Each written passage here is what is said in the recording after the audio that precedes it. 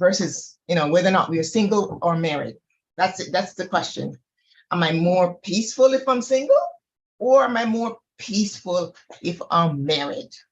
Personally, I don't really believe that our status should dictate, or marital status should dictate our peace. But I also cannot ignore the fact that our peace can be disturbed by, the choices that we make. Depending on the choice that we make, our peace can be disturbed. So it's a controversial discussion to have, because on the one hand, I'm a Christian. I want to say, well, God is my peace. He's the one that, sustains me. And he even tells me in his word that I should not allow the world to steal my peace. He says, in him we have peace, and that we should take heart because we have overcome the world. And then you get down into the nitty-gritty of living, and you're like, but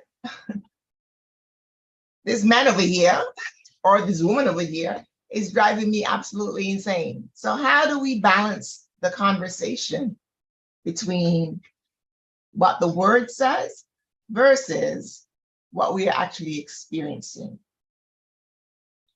That is something to contemplate. I would like you to put your questions in the chat, or put your suggestions in the chat as it pertains to this idea of what is more peaceful, being single or being married. Let me just check real quick to see if we have any questions yet.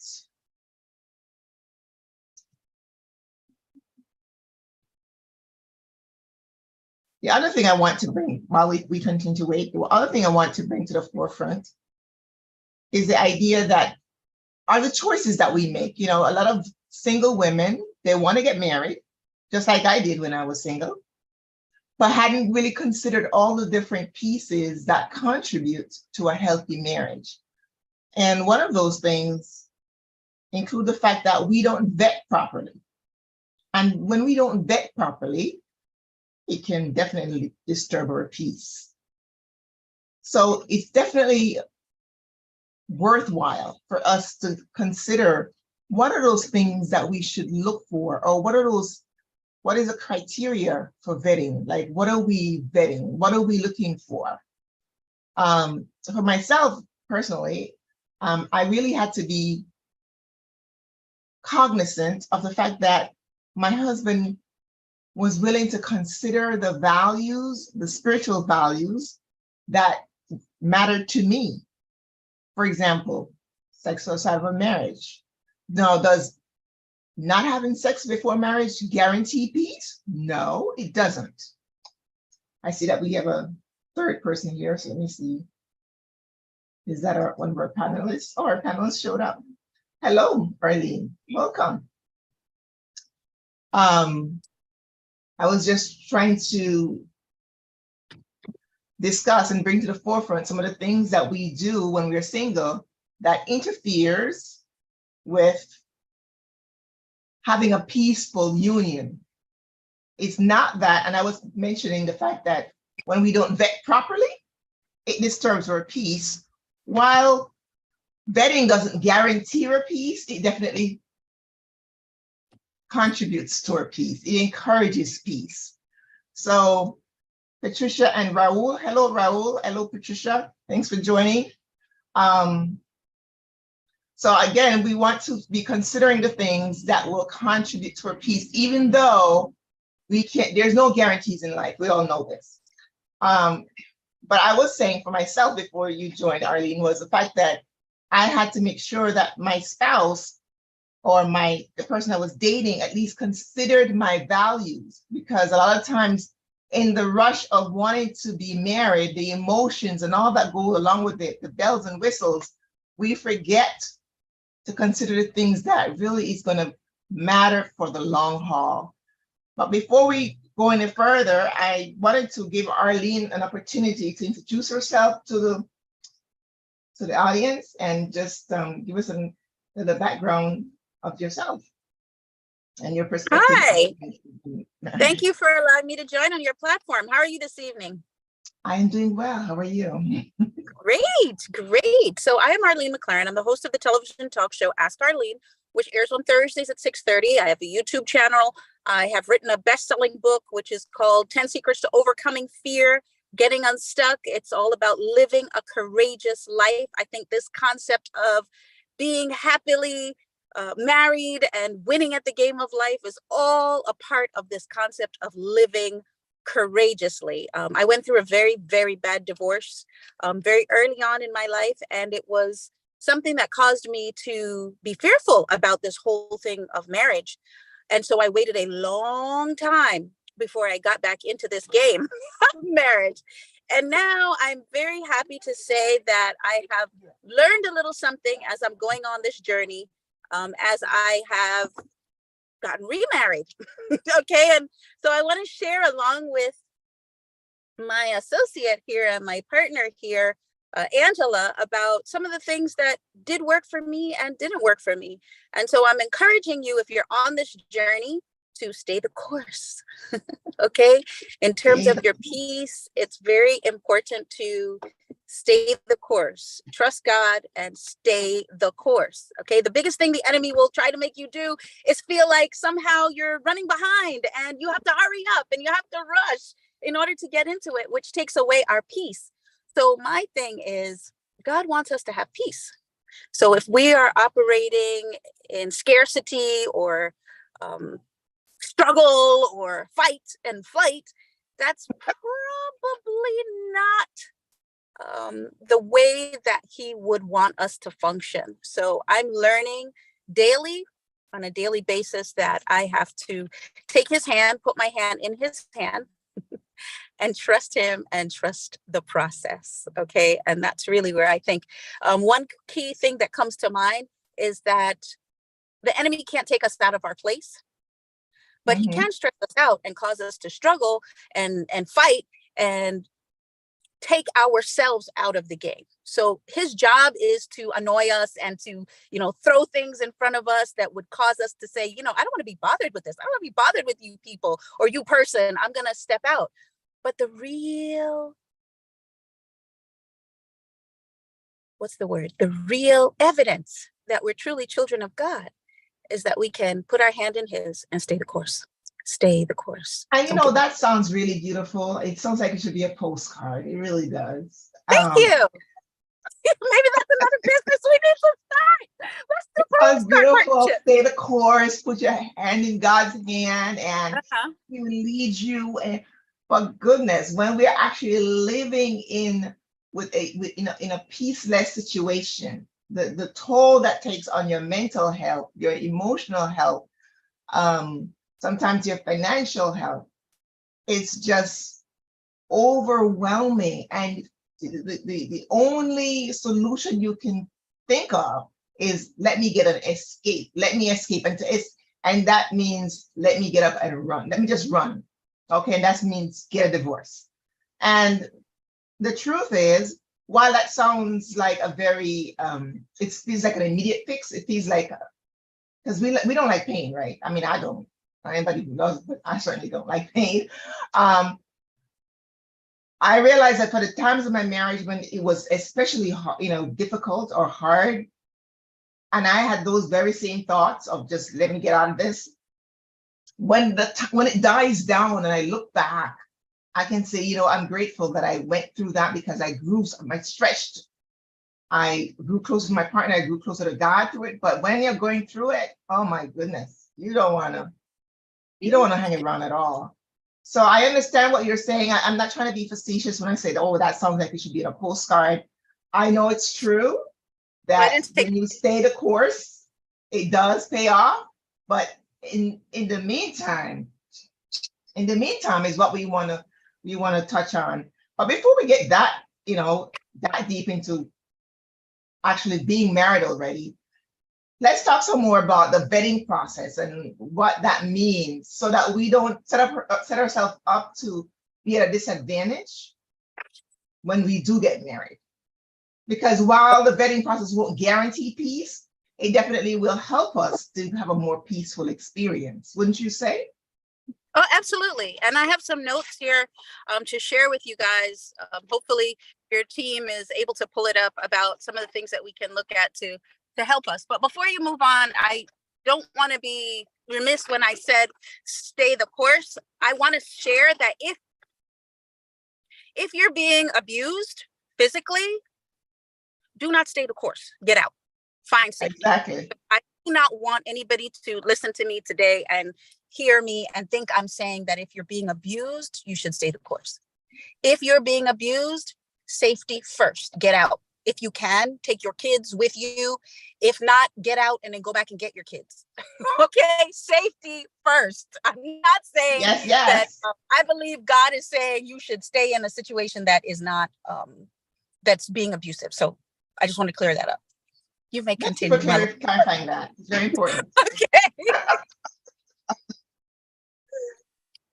Not peace at any cost, okay? All right, but let's talk about some of the statistics that we know about here in the United States in terms of marriage and the data, because it will help us to talk about this whole vetting situation. Right.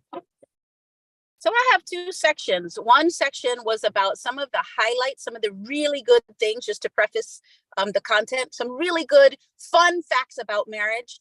And then I also had some just straight statistics, because I really feel like these days, many times marriage is getting a bad rap. Like, it's not a good thing. Oh, they say, how many times have you heard? And if there are other people on this call, I want you to put a 1 if you've heard that 50% of marriages fail. Put a 1 if you've heard that. Respond so that we know. There's so many people that say marriages fail. But how about this? 50% of marriages last. How about that? 50% So it's all about the people perspective, huh? 50% of marriages last, as opposed to saying 50% of it fails. 50% of married people are winning. Let's look at it from a positive perspective. This statistic shows us that there were 1,000 people, they said, in terms of the population. Wait, no, 1 million people that got married. And out of the 1 million people that got married, 6 people stayed married per 1,000. And so the statistics show clearly that there are more people who are staying married than people who are staying divorced. It says the rate of divorce was 2.5, but the rate of marriage was 6.0 per 1,000. So there are people that are winning at this thing. This is a strong possibility that you can win. Okay. And we're here on this saved, single, and what's that third word that I don't like, Angela? Faithful, single, and struggling. Struggling, right. That third word to say, we can do this. We can do this. We can walk this journey together and win. And we don't have to listen to the negativisms of the world, but we can stand on, the other side and stand up tall and say there is a way, and the way is through him. We can't do it ourselves, but through him, we can do it. There are people winning. Okay, let's keep going. Let's keep going, Angela. Number of marriages. Well, that's hopeful. It definitely is. Carry on. Okay, so what are some of the ages that we should be looking at? So if you're 15 and 16, should we be getting married? Be most advantageous, okay? What are some of the marriages that are winning? Well, statistics show that if you get married between the ages of 28 and 32, you're far more likely to stay together for the long haul. So this is giving us why do you think that is, Arlene? Well, let's just state the obvious. We know more of what we want. We're probably not still, well, hopefully we're not still hanging out in the clubs or, doing things that are not going to help us to move forward, in line with my book, Overcoming Fear, Getting Unstuck and Living a Courageous Life. Hopefully by the time we're 28 or 32, we're at least looking toward doing the things that are going to help us to live courageous lives. Some of us, like myself, who got married straight out of college, I didn't know what I wanted. I didn't have a clue really about light in comparison to what I have learned now over the years of just living. What about yourself? Yeah, I got married at almost 35 years old, and I've been married now for almost 18 years. There's something to be said for waiting, for sure. But again, I don't want to give that impression that because you wait, you'll be more peaceful. But I do think it contributes to the likelihood that you'll succeed or have more peace, because you do get to know yourself better, and you have a better idea of what you don't like in a person or what you will accept. Right. And you know what else comes to mind? By the time you're 32, 35, you've already been living independently for a while. So this marriage is not just for you to eat. It's not like a need. I must get married in order to eat or in order to sleep. You already hopefully have an idea of your profession. And so this person can complement you and come alongside you and support you in your journey, as opposed to being your source. So I always think of it as 1 and 1. I heard it this way: 1 plus 1 equals 2 in the world's kingdom. But in God's kingdom, a whole plus a whole equals a whole. So we come into the marriage as a whole, and you're looking for a partner that's also whole. And together we get a whole, not a half plus a half. Wonderful. A whole, you're looking for whole people. Only whole people can actually contribute to a healthy marriage. That's your point, right? But how does this help our conversation, to decipher what brings us more peace, being single or being married? Well, I think this brings us to that point. And that's why I deliberately chose some of these statistics, because when I say a whole plus a whole, I'm saying that by the time you're in that vein, you're already whole. You are already a whole person. You are not a half. You are single, fully single. And I think it's very important for somebody to be fully single before they join together with somebody else. So I think the way that it lends to this conversation and the nuance that we're sharing today, which I think is lacking from the conversation, which is why we're doing this, is that we are whole. When you want to embark on a successful marriage, if you're already whole and you're successful and confident in yourself, then you're just that much more likely to have that successful marriage. And if the other person is in the same vein as well, then it's a win-win. I'm complimenting you, you're complimenting me. So that's how I find more peace, as opposed to I'm waiting on you to do something to make me whole. Does that make sense to you? That makes a lot of sense, actually. The thing is that sometimes a lot of people, I don't know about most people, a lot of people just can't make the determination about what it means to be whole. I think that's the issue. And from that perspective, the Eat Speak platform focuses on helping us, especially women, to discover what it means to be whole. And a lot of that is encapsulated in the whole idea of the self-care journey of paying attention to our mind or our body or spirit, and really nurturing that part of us so that we are constantly discovering ourselves so that we become more whole as we go along, so that we can identify and recognize when someone else is not whole or needs some more work, or have done the work and getting together with that person would be a glorious thing, as opposed to something that's going to steal and disturb and interrogate our peace. So I would love for you guys to take this opportunity to remember or to consider where you are in your self-development journey, because that's really the key, this idea of watering our souls so that we can be in a position to identify in ourselves first if we are getting more and more to that place of wholeness. wouldn't you say? That's the key. Absolutely. And I'm going to bring it down and make it even more practical. I'm going to use my own situation and give you an example. So when I told you I got married straight out of college. So I graduated from college in December. In June, I got married in December. Example number one, if I didn't like something in my marriage when I was very, very young, I was silent. You were silent? Nothing. Yeah, I said nothing. I didn't want to upset my husband at the time. How many of us who end up in challenged relationships, if we're really honest with ourselves, can admit that we could see signs in the beginning of things that we did not like, but we did not speak on it. We were being nice. We were being helpful. We were being good Christian young ladies. And many people in the church, and this is not bashing church. I love church and I love God and I love church people. And I think we're loving people.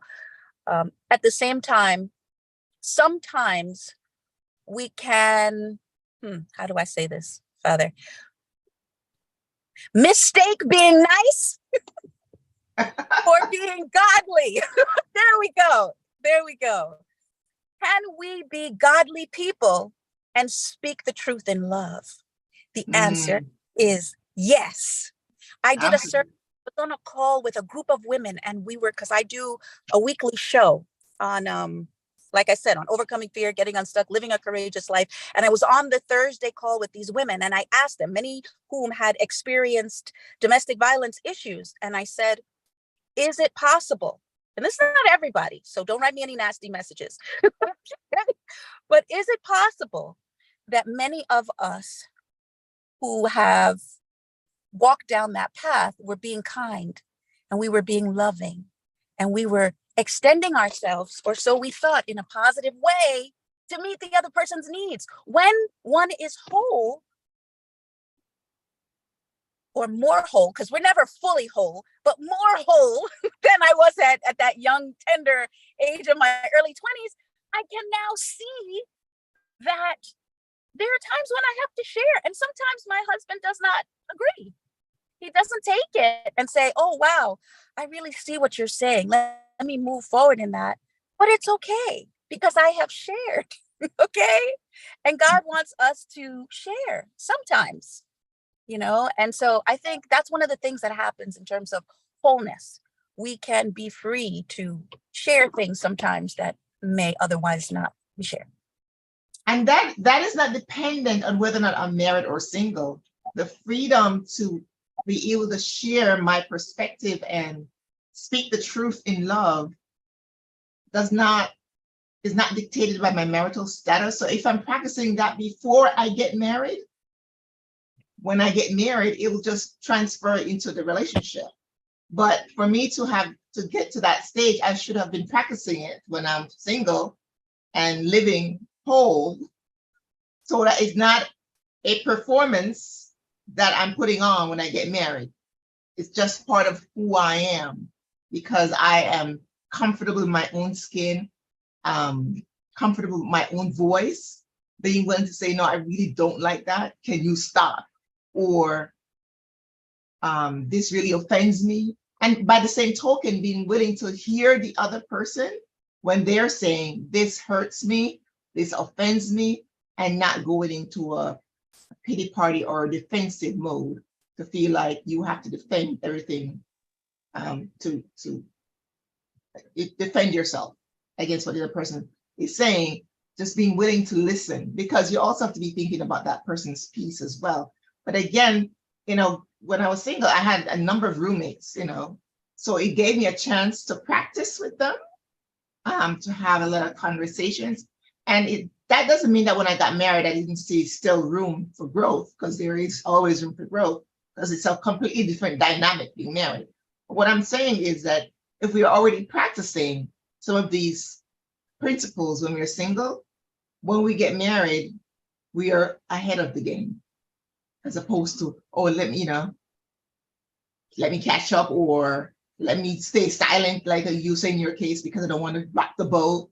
And then after a while, that stuff just builds up like toxic waste in your system. Yes, plugs up all the absolutely. pipe, and you become stuck and just completely discombobulated, and before you know it, you're saying, let's get out of this. Let's get a Let me divorce. just give you a quick quote from my grandmother. For those of you that don't know, I'm Jamaican. And my grandmother would say, I know the same day water drop upon bottom, it rotten. So translation, translation, I know the same day water drop what? pan bottom, it rotten. I know the same day water drop upon bottom, it rotten. Right. Let me try to decode. Can I try to decode that? Go ahead, darling. See if you can decode that. I've never heard this, and I'm also Jamaican. And then we need to Water gets to the bottom before we run out of time. Go ahead. Translate. Water gets to the bottom, and it rots. It will rot the pan, but it doesn't happen all at once. Is that what your point is? Exactly. Okay. Exactly. So many of us who have been in those challenged relationships, they started out nice. Nobody marries, well, I shouldn't say nobody. Most of us don't marry somebody that we think we're going to end up divorced from, right? Most of us. I don't say everybody, but most of us. We think that the person is nice. We don't think the person is going to be problematic. But somewhere along it goes from that, or can go, not everybody, it can go from that to something really not good, right? Toxic. So the suggestion then is that somewhere along the line, it started progressively getting worse and worse, maybe for some faster than others. So if we can see things or challenges on the front end and address them on the front end, perhaps, just perhaps, possibly, it doesn't have to escalate to a bad relationship, but, we can then work on it, pray about it, seek the Lord on it, and maybe not even marry that person because we've addressed it and we've seen the response that they have. Okay, so let's get to more statistics because we got a lot of stuff in there, Angela. We want to get to, share with people some of the good stuff. Okay. What other statistics? What's the next slide for the statistics? Jay, will you share the screen? While he's doing that. Oh, beautiful. Marriage and divorce, some more fun statistics. Okay, that's the one that we just shared. Let's see what the next one is. Because it's so good sometimes to see something good, and just feel good about marriage. That's why we had this topic. Which one brings you more peace? Because there's so much angst around the topic that they've created that a lot of the young people don't even want to get married. They're just like doing their thing. And this is a part of, this is a good thing.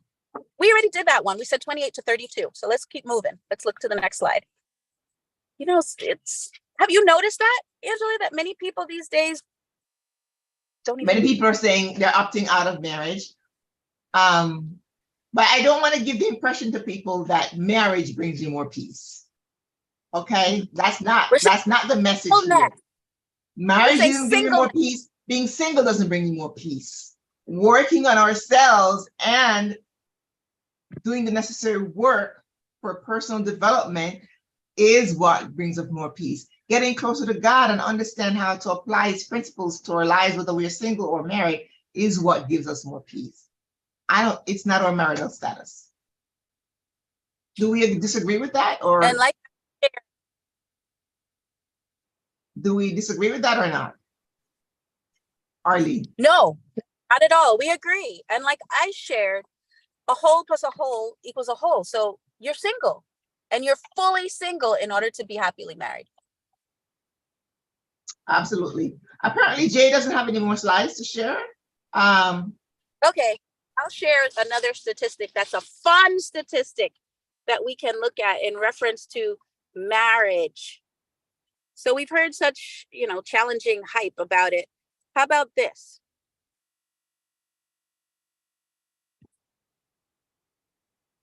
Well, one of the secrets that I found in my research about Christian marriages that we should look at is look for someone who shares our values. How about that? Yeah, I talked about it briefly before you came on, sharing your values. But you know what? There's a lot of lip service around that. You'll meet somebody who say they believe what you believe. They go to church. They may even come to church with you, or maybe they weren't going to church, but they go because you invite them. And everything is in agreement until, and that's the operative word, until you get married and it's time to take out the trash, or it's time to pick up the kids from school, or it's time to share responsibilities of any kind, then the way it's responded to does not map to the values that they say they have.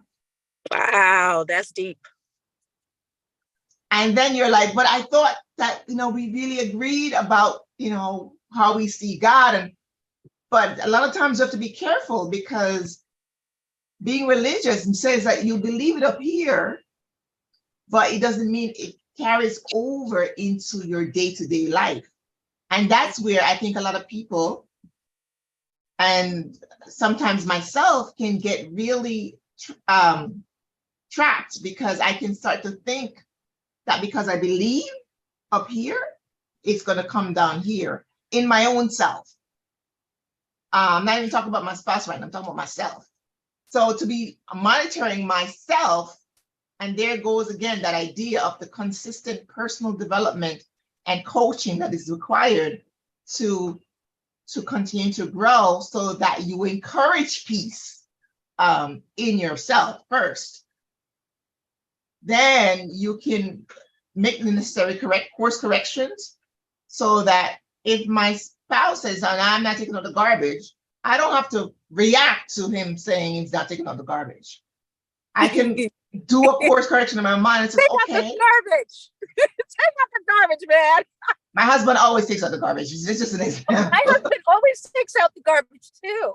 Yes, he does. He always, actually, he tells me not to take out the garbage, which I'm very grateful for. He doesn't think it's a woman's job to take out the garbage. Both very proud of our husbands. Very grateful for that. But just as an example, if he latches on and says, no, I'm not taking it out, because I've been working on myself, then I can say, well, I don't have to respond. I don't have to react to that response that he gave. I can go ahead and take out the garbage and then address him later during a private time that we have, or family time, as opposed to flipping off and popping off in the moment. Now, that sounds really nice right now because we're on this screen and we're not actually going through any struggles like that. But I know when the rubber hits the road, when you're in the middle of it, it's a discipline that if you don't rein it in, it just doesn't work. Okay, so you have to be practicing these disciplines in order for them to manifest when the time comes, the unscripted moments when your hair is standing on end. And it requires you, the moment demands you to show the spiritual muscle that will encourage the peace that we need. But that could be whether I'm single or married. You see, that's why I'm so insistent on saying peace is not dictated by whether I'm single or married. Make sense? Mm-hmm. It seems like the wheels are turning. So the other statistic that I wanted to bring up that I found, it says, and this is like a key secret, like let's say you are already married and you want to use something, a key tool, tip, technique that's supposed to help to enhance that marriage. This one is for you. Lean in. Okay. And if you've not yet gotten married, this is something also that I think would be helpful for you to be thinking about as you enter in. Well, the statistic says that, can I have a drum roll, please? Okay, I'll take that as a no. No drum roll. All right, it says, oh, I missed it. I didn't hear it. Couples who spend more than 5 hours a week together compared to average couples have the most successful marriages. Da-da-da. So, really, if you are married and your husband or your wife is spending most of her free time, talking to somebody else or doing something else, and you guys don't even have at least 5 hours together where you're just, engaging with each other, then that may be something that you want to look at endeavoring to do, because they say it works. That's a secret. You heard it right here. Maybe that's the problem. It's too much of a secret. couples who spend more than 5 hours a week compared to average couple. So I wonder what the average couple spends then. I don't think we want to look at that. Apparently not much, because 5 'Cause- hours is really not that much. But just think about it. I mean, with work, let's say you have kids, you know, young kids, and you're working, and I mean, you have a business, and you have to cook dinner, and you have to run around. I mean, you may not have a whole lot of intimate time. And some couples I know they do, they'll have like a date night, but that date night might still only be a couple hours, and then you go back to whatever. So let's endeavor to try to spend time. Just Yeah, like we we did actually have a before. date night. Huh? Just like we did before, because that's how you guys got connected in the first place, by spending time, intimate time, talking to each other and seeing really where the other person is. And, you know, Yes, my husband and I would go out to these other joints to have Bacardi and Coke and chicken wings. It was fun. We're in college, it was fun. uh, But yeah, that's a very good point, because I do see now that we are married with the children, the business, and all the obligations. You know, that time that we spend on Saturdays is really doesn't add up to 5 hours. So we have to be more deliberate for sure. yeah, I'm gonna try to add my 5 hours as well. Minimum. It's not saying like it can only be 5 hours, but we're a work in progress. And that's the beauty of this. It's not like we're saying, okay, well, we have You're breaking we're out. It's not learning, like you're saying what? you know,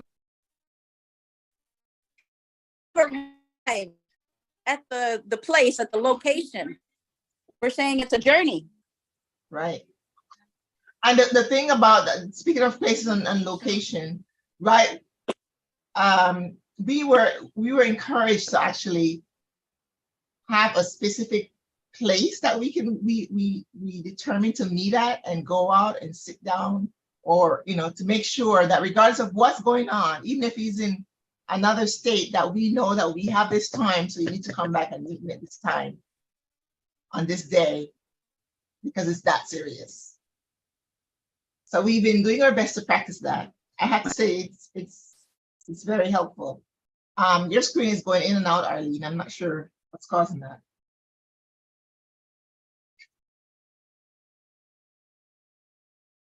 You still there?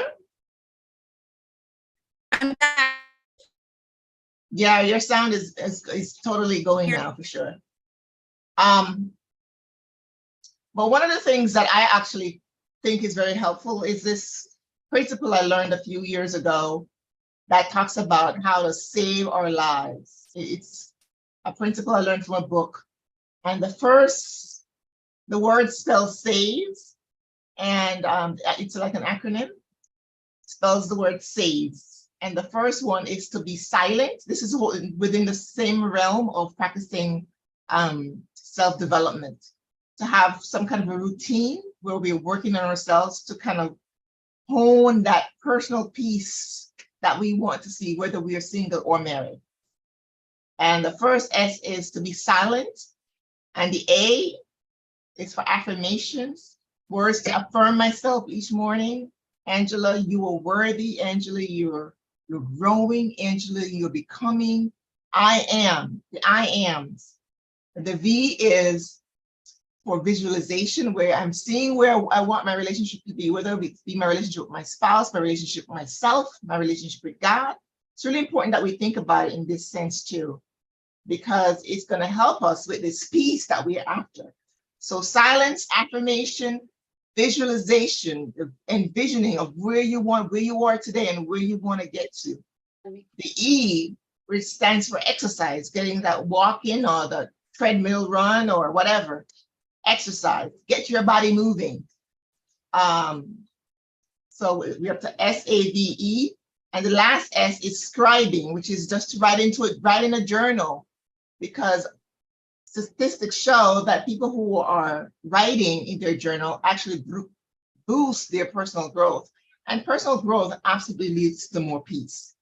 So again, whether I'm single or married, if I'm working on myself, and you can steal that principle I just shared, which spells the word saves, saving your life, so to speak, then you're on your way to cultivating that spirit of wholeness that you want for yourself, and certainly for the person that you're looking to partner with. So I think that, again, does being single versus being married bring more peace? Well, what do you think? Anyone in the audience have an idea or any thoughts on whether or not, or which one they think brings them more peace? I know that a lot of people say being married won't bring you peace. But I also know a lot of single people who are lacking peace because they're single.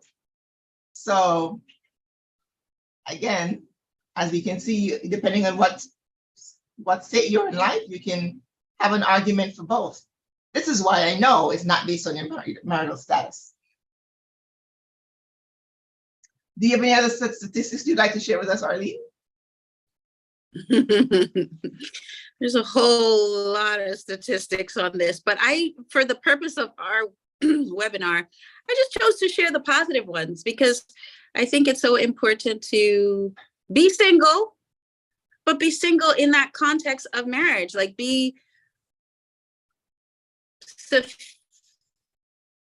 and I don't like the word sufficient because then it makes it sound like you don't need any help, but we have to have a modicum of singleness in order to make a good partner. And hopefully we're imparting that even though we're saying which one brings you more peace, is it being single or is it being married? What I'm really saying is that be single, okay? And enjoy being single in your marriage, in the sense that you come to the table not being, what's the word, Father? I want to say needy, but I don't know if that's the word. Is that the word, Angela? Needy? Well, you need to have a little bit of neediness, but it can't be overwhelming neediness. I need my husband, okay? I'm not one of those women who think, oh, I don't need a man, or I can do that all by myself, or, there's so many different expressions of, I can do it all myself. I can handle this. I got this. I am not one of those women, okay? I need my husband. I need his help. I need his support. He needs mine too. I need his presence. I'm a modern woman, but I'm also traditional in many ways as well. I need him to regulate in the household when the kids are going wacky. I need his voice, okay? And that also contributes to my peace. So I'm a little needy. Yeah, I'll go and say, honey, the other day somebody came to the door. A man came to the door, selling windows. I said, honey, there's a man at the door. I don't want to answer it. Can you come answer the door? And he was more than happy because he felt needed. Right. Now I'm trying to go have some conversation about no windows. I could care less. Just make sure the windows look nice when they come in. So yeah, I need my husband. And the thing about that is that I think it made him feel more masculine by the fact that I need him. And when he supports me, it makes me feel more feminine. And I think that's the way it's supposed to be. We're supposed to radiate in our masculinity, in his masculinity, and me, my femininity. I don't want to take on his masculine role, and I'm sure he won't take on my feminine role. But when we're each playing our roles appropriately, it promotes peace as well. So I think all these things, when you're dating, when you're vetting, to be considering, what can I do to make sure I am whole and fully in my feminine self, so that when a man comes along, he feels like he has something to offer to me without feeling like, oh, I need it, but not really. He should feel like there's a place for him in my life. And that, I think, will contribute to peace as well. Because the more feminine he makes me feel, the more I'll purr like a kitten. Have you not found that? Is it just me? I don't think so.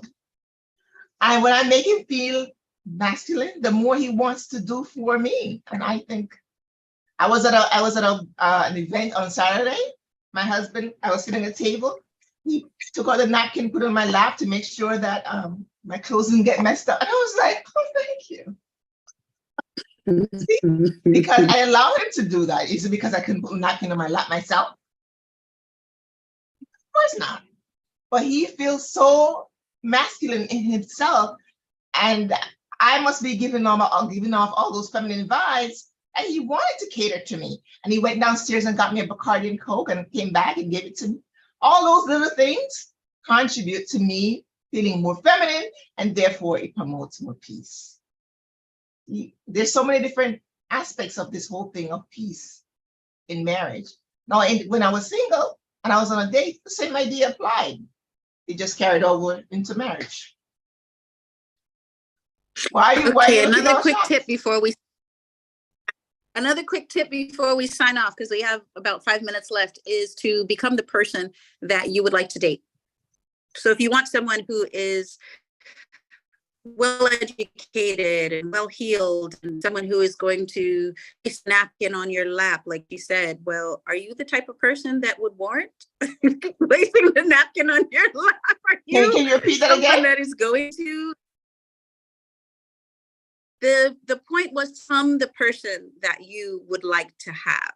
So I'm giving examples to say, if you want somebody who's highly educated, it makes sense to go and get an education. If you want someone who works out and is physically fit, it makes sense to join a gym and start working out yourself. That may be where you meet that person that is in line with what it is wealthy. You know what? I'm going to give you a really key secret. Join an investment group. Okay, because people who join investment groups are usually people who have funds, and so they want to know how to keep it. A lot of people who don't have goals to get, but then once you need to figure out, because it's so easy to just, for it to go for taxes and all sorts of things. So join an investment group, and then we get to meet like-minded people. And so there's so many people who are saying, well, I can't find the person. The secret today that I'm sharing with you, if you hear nothing else, become the person. Do the things that you would like that person to do, okay? And then it will be just so much more likely that you guys will be found by each other. Remember, too, the Bible talks about being found, that a wife, what's that scripture? A wife is found. A man who finds a wife finds Thank you. Good thing. Thank you. A man who finds a thing. So in order for us to be found, we have to be doing things where he can find us. And going places where he can find you. Right. Right. And I only went to church. I went to work, and I went to events or functions that were in relationship to my job, which was a high-level corporate job. I worked in college. So people would say, well, there were people there, but I was about my business. I was focused on being in the room, looking for clients that were going to do fundraising, or clients that were going to meet the needs that I was in the room for. I was not looking for friendships or partners or relationships. I was about my business. So I'm just sharing that as we're on our travels and we're on our journey, be open to what's his name? The gentleman, the book is called How to Win Friends and Influence People. We'll be open to forming those relationships with people. Thank you. Oh, I think I lost you. Lost you for a moment. Okay, I think I'm back. Okay. How to win friends and influence people. How to overcome fear and get unstuck. Talking about how to talk to other people. There's a book also that I've written called The 10 Secrets to Networking.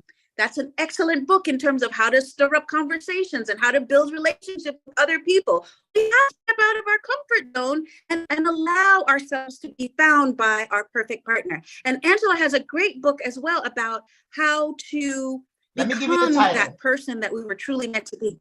Yes, give the title before we Click off. called Peace Beyond the Splinter. Reclaim your promise of peace and profit from anxiety's grip through prayer. Having some money does promote peace too. I have to say. So please pick up my book, Peace Beyond the Splinter. Definitely helps to give And you some that note, peace. I didn't go hear ahead before you end out. Before you click off, on that note that you just mentioned about how wealth helps you us. Uh-oh, she's having technical difficulties. So before I end, let me just talk about the fact that yes, wealth does help to promote peace, but wealth is not peace. I want to reinforce again the importance of the self-development that we need to be constantly working on ourselves, to practice perhaps the routine that I gave earlier about practicing silence, affirmations, visualization, exercise, and scribing to continue to promote self-development. And continue to join us here in the eSpeaks platform, where we are focused on healing, aspiring, and growing. You can reach us via our website, or you can reach me at Angela at eSpeaks, or to speak to any one of our coaches. Arlene, any last words? No, you're back. You can reach me at askarleneshow.com. And I wanted to share that, how can two walk together except they agree? So let's try as we move forward on our journey, not just in our marital relationships, but really in our relationships in general, to try to, not try, but endeavor to be more amicable and more helpful to one another so that we can in turn win at this game of life. Thank you so much for listening to us for this time. Thank you so much. So what brings you more peace, single or married? It depends on the work you're doing on yourself.